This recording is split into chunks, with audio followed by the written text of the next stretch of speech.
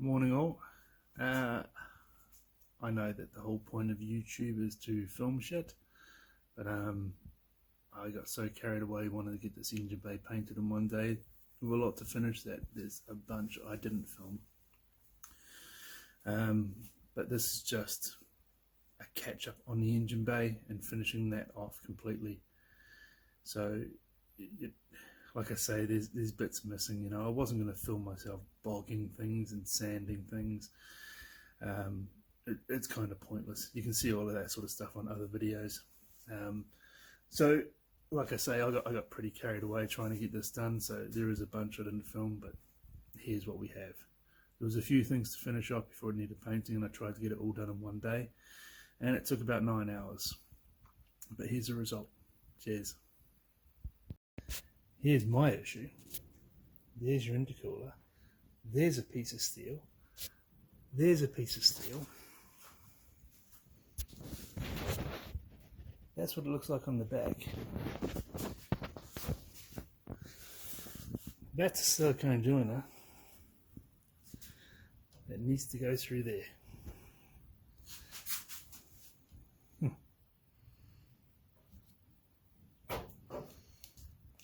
It's pretty tight. So finally figured out the intercooler piping now. I basically got the hoses, cut 50mm off these. These are 3-inch, reduced to 2.5-inch. And then I just trimmed out the sides. A lot of marking out and trimming, but there's a couple of layers there to work through and make sure you get right, but that's what I had to do. Also welded in some top radiator mounts. So now it all buttons in there. With some intercooler piping. The front end of these is so different to the Mark III, but they got way more airflow. See if the grill covers it.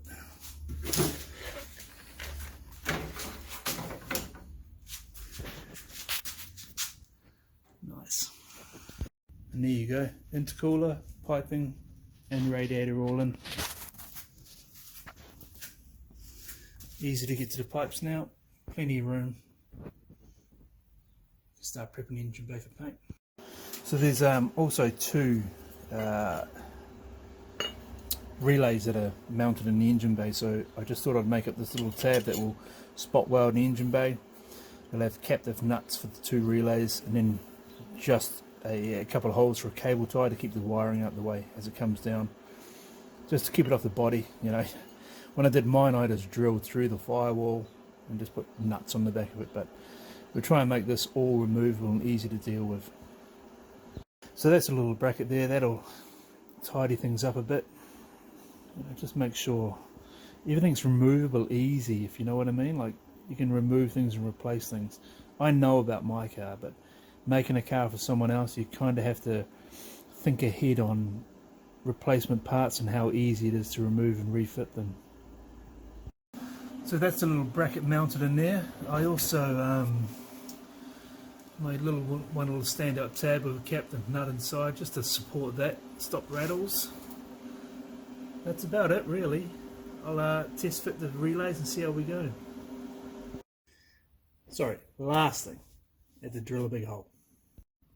And then that'll supply the power from the battery in the boot. Well, I just finished painting it. I have I put up some pictures. These areas under here, the gearbox tunnel, the bottom of the chassis rails and around the front, I sound deadened before I painted it.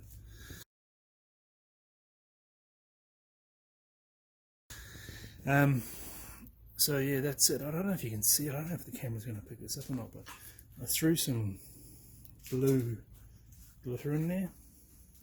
You can see that. I threw it in the clear.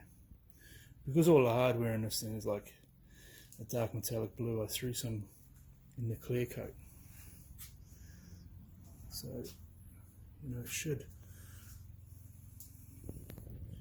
There you go, you can kind of see it.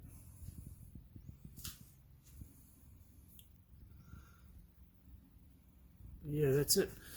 That's the engine bay all painted now. All of the mods are all made. Yeah, it's pretty much everything that needed to be welded in it is welded in there, so it's good to go. Basically, onto that mess next. So that looks so much better, so much cleaner. And once you get all the nice shiny wanky alloy in there, it'll look good. Thanks for watching. None of it's polished, man, but yeah, you get the idea. I thought I'd stick all the alloy bits in just so you can see it. Hey, pretty nice.